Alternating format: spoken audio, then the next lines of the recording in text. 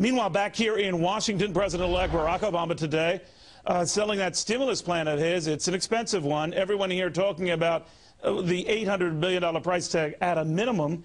Nobody talking about who's going to pay for that and how. Well, these two guys are. With me now, former House Majority Leader Dick Armey, very thin, svelte, and fit, I might point out. So, also, Congressman, former presidential candidate Ron Paul. Gentlemen, good to have both of you. Nice to be here. Thank you. Congressman, to you first. This cost, I think, is a minimum.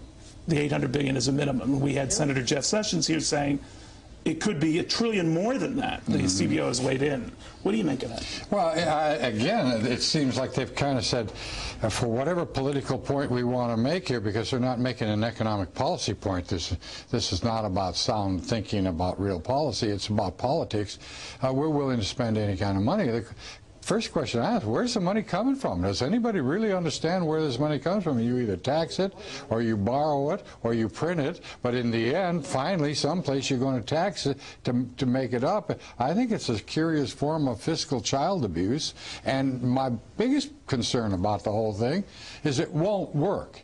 You're not, if that level of deficit spending to which we've already committed ourselves and engaged is not resolving this problem, then that Keynesian formula is not going to work with more. All right, but the argument, Ron Paul, has been, look, we got to do something. And the argument is, well, the government then has got to do something and spend a lot of something. What do you make of that? Well, yeah, I think they could do something. They could cut spending, balance the budget, bring our troops home, quit printing money, get rid of the income tax, a few minor things like that. No, we need to change the whole system of government. We need to live within our means. We need to reduce our debt.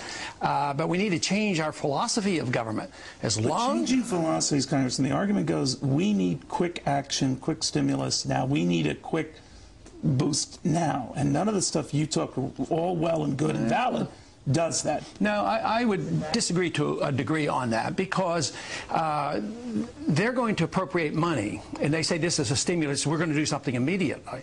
Well, they've been doing this immediately for a year. Every time they come up with a new program, it doesn't do anything. It just seems to make things worse. So it's just as easy to say, look, today, we're going to take a different approach. We're going to change the system. We're going to believe in free enterprise again. We're going to believe in freedom once again. We're going to believe in self-reliance once again. We're going to believe in a time when we don't even need income taxes. We're going to believe in a time when we don't have to be the policeman of the world. We don't have to believe in deficits. It's this whole philosophy of government that has to be changed. It's a mental status that has to change. You can't tinker with the budget and say, well, we're going to cut here, well, tax here, right? Cut spending. You know what happens? They never do. And one of the problems. Well, one of the things that struck me, and I don't know how you felt about it, Dick, but the first thing that struck me was Barack Obama saying the government is the only entity that can do something here. It's our last best hope. I'm paraphrasing, but that was his premise. What do you make of that? Well, yes, the government can do a great deal. They're not the only thing. Ultimately, if prosperity and when prosperity returns to America, that prosperity will be born and found and nurtured and grown in the private sector. But the government can get out of the way, and the government can quit doing harmful things. There are some things that the President-elect's talking about that I think make sense. Yes, we should have a higher priority on real infrastructure spending, but it should be, instead of some of the wasteful, unnecessary things we're doing, by contract with the private sector. But you even question the infrastructure spending part, don't you? Not entirely. Really? I mean, the states have a responsibility for that, but even if the federal government would be doing it, it has to be paid for. But you just can't add it on. So in the interim, you could say, if I can cut a couple $1 billion from overseas, put half of it toward the debt, and put half of it toward infrastructure, I would. But ultimately, though, infrastructure should be a responsibility of local state governments. I mean, that's what it was meant to be. You know, guys, what we're looking at here is, let's say it's $1 trillion. We know the deficit is going to be about $1 trillion. So we've doubled down, as they say in blackjack, right? And on the hope that it's going to pay off. You think it will? I know I don't, and I think this is kind of the heartbreaking thing. And I understand the anxiety that the average American is experiencing. My wife and I sit down, we look at our 401k, we say, where did it go? I talk to my brother and I talk to others. And there's this kind of romantic hope that we all cling to that, gee, if the government just gets this right, maybe I can look at my 401k and my values will have come back.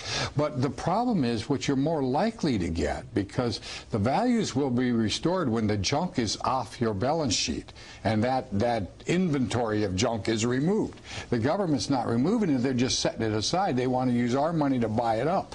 In the meantime, what I'm likely to get is a retirement account that appears nominally to be worth more, but is of reduced value, in fact, by virtue of the inflation that is consequence to this kind of funding mechanism. What do you say?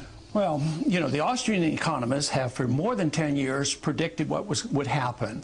And they have been saying, don't even get in the stock market, you know, when everybody thought they were making these. So they're not worrying about their 401ks because they weren't there, because there was a big bubble. The housing bubble was there. The evidence was right on the table. How long do you think all of this lasts?